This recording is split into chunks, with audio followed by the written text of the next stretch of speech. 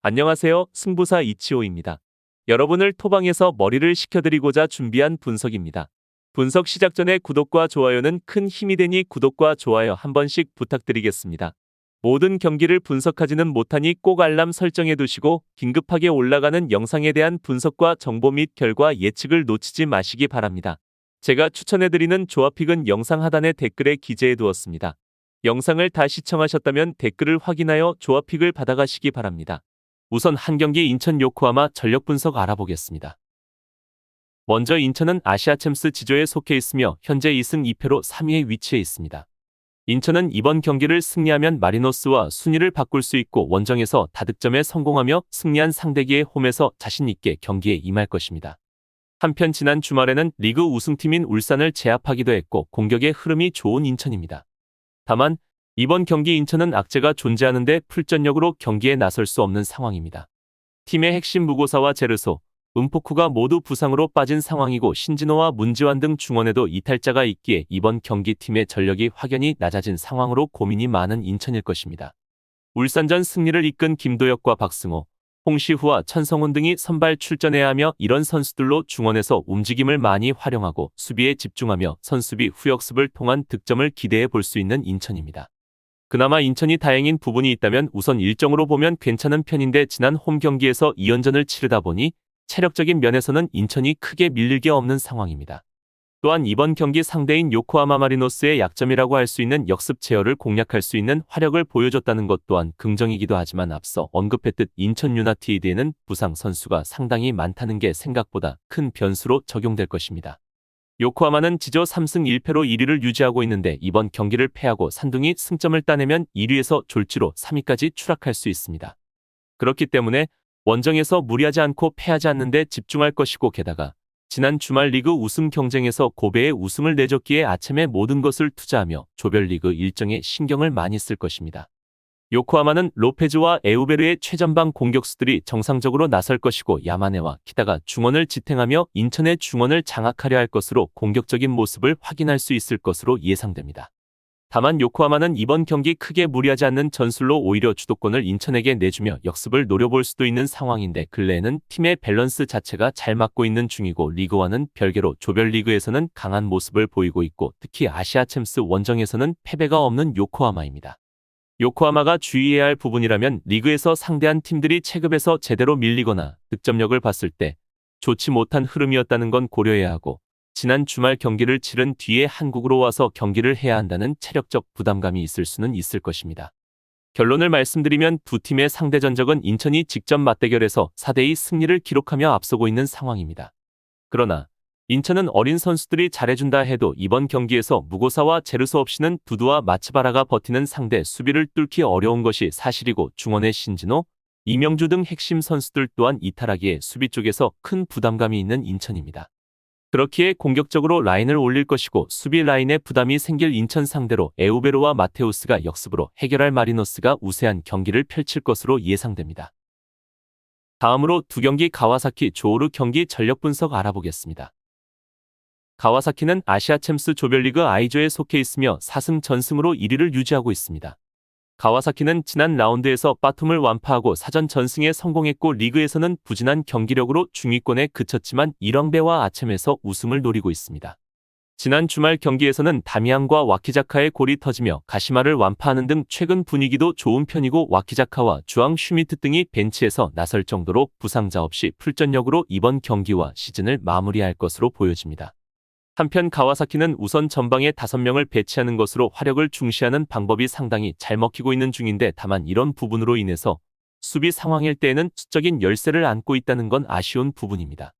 다만 아시아 챔피언스 리그에서는 더 이상 공격적으로 할 필요가 없는 상황이라는 것 또한 고려해야 할 테고 일찍부터 전승을 기록하게 되며 이번 경기에서 만약 비기기만 하더라도 조 1위를 치지할 수 있는 상황으로 전술의 변화를 가져갈 수 있다는 점을 고려해야 합니다. 조오르는 현재 I조 2승 2패로 2위에 위치해 있습니다.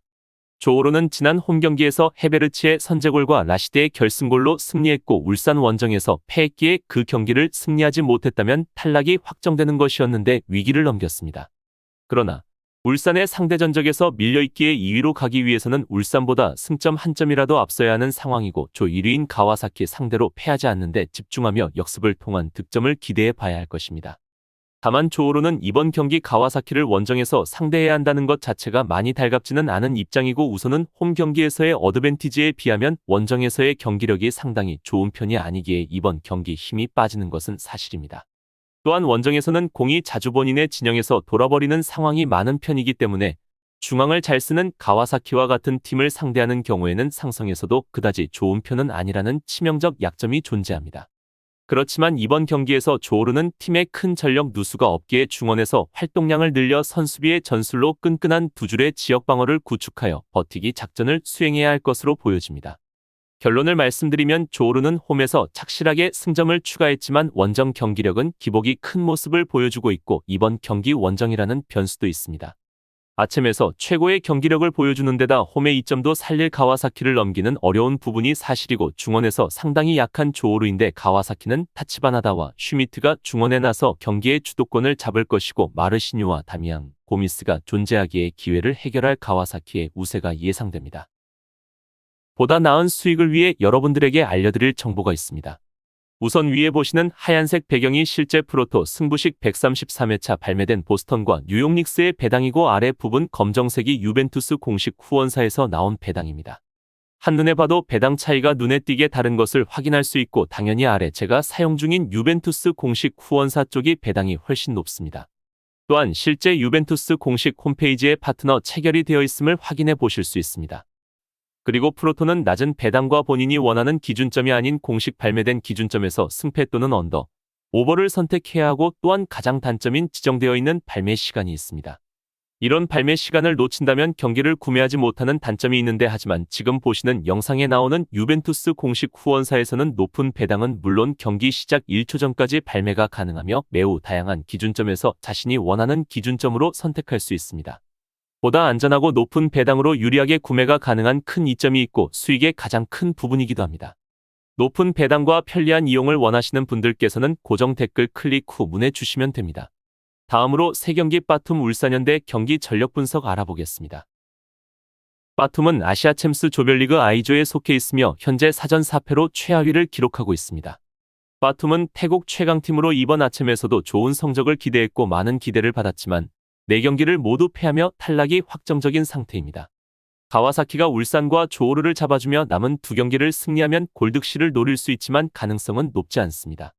그래도 홈경기기에 송크라신과 아우비스, 세르게예프 등 골을 넣을 수 있는 선수들을 공격적으로 투입할 것인데 다만 중앙 미드필더인 알바레스가 징계로 이번 경기에 결장하는 전력 누수가 있습니다.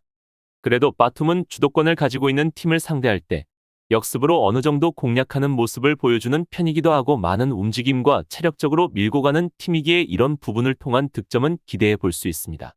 그치만 상대의 화력을 누르지 못하는 모습을 지난 가와사키와의 2번의 상대전에서 보여줬는데 이때 내골을 허용하는 부분에서도 잘 드러났고 울산현대가 일정상으로는 많이 나쁘지 않은 상황인데다가 주전들을 풀로 내세울 이유 또한 충분하다는 것에서 바툼 유나이티드는 매우 부담스러운 입장이라고 볼 수 있습니다. 그렇기에 이번 경기 홈이라는 이점을 가지고 있다 하더라도 현재 조에 속해 있는 팀들을 상대로 승리를 기록하기는 쉽지 않은 바툼의 전력입니다. 울산은 조별리그 I조에 속해 있으며 현재 2승 2패로 2위를 유지하고 있습니다. 울산은 조 2위지만 이번 라운드 결과에 따라 3위로 추락할 수 있기에 원정에서 무조건 승리를 노려야 하고 마지막 일정이 조 1위인 가와사키 전이라는 점도 부담이고 지난 주말 리그에서는 인천에 완패한 상황으로 로테이션을 크게 돌리지 않고도 패했기에 충격이 큰 상황으로 원정을 나선다는 것은 더욱 부담이 있을 수 있을 것입니다. 울산은 이번 경기에서 당연한 주도권을 가지고 운영을 가져갈 것인데 다만 확실한 마무리를 결정짓지 못하는 모습이 잦았고 그로 인해 느슨한 뒷공간이 문제였는데 이번 경기 상대인 바툼은 이런 역습 상황을 잘 만들어내며 팀의 주 전술로 사용되고 있다는 것을 분명 조심해야 하겠습니다. 우선 울산의 중원에는 아타루, 김민혁, 이동경, 김성준 등이 자리 잡을 것으로 보여지고 공격에서 주민규, 측면의 엄원상, 박호, 루빅손 등이 마무리를 해줄 것으로 보여집니다. 수비에서는 좌우 측면의 변화를 가져간 홍명보 감독인데 김태환이 우측으로 자리 잡고 서령우가 좌측으로 이동했는데 이런 변화로 엄원상의 스피드 호흡이 살아나기 시작했고 서령우가 중원의 흐름을 같이 만들어주고 있기에 이런 변화는 이번 경기에서도 도움이 될 것으로 보여집니다. 결론을 말씀드리면 빠툼의 홈이긴 하지만 사전 전패의 성적으로 인해 어느 정도는 탈락이 유력하고 선수들의 집중력이 떨어졌을 수 있습니다. 보야니치와 김민혁이 부상으로 인해 나서기 어려운 울산이지만 이규성과 아타루가 중원을 지킬 수 있고 아담이 피지컬을 앞세운 침투로 해결할 수 있을 것입니다.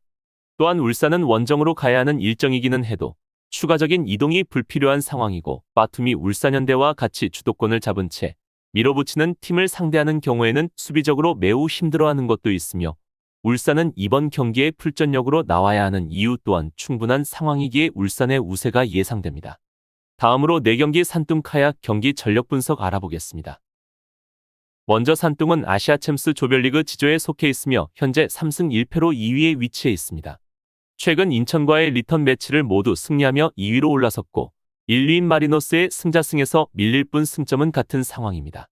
그렇기 때문에 이번 라운드에서 탈락 확정팀 상대로 승리하면 아챔 조별 예선 통과가 유력해지고 이번 경기 홈이라는 이점 또한 가지고 있고 전력에서 큰 우위를 지니고 있기에 산둥에게는 유리한 입장입니다. 한편 리위에니와 지상 등 중앙에 라인을 올린 공격적인 경기 운영을 할 것으로 보이고 펠라니이와 마갈량이스가 공격을 주도해가며 충분히 득점을 기대해 볼 수 있겠습니다. 또한 산둥타이사는 우선 피지컬로 봤을 때 카야에 비해 앞서는 팀이고 유럽 내에서도 본인의 신체적인 능력뿐만 아니라 공중볼 헤더를 이용하여 재미를 어느 정도 보았던 펠라이니의 활약이 상당히 기대해 볼 수 있는 부분입니다.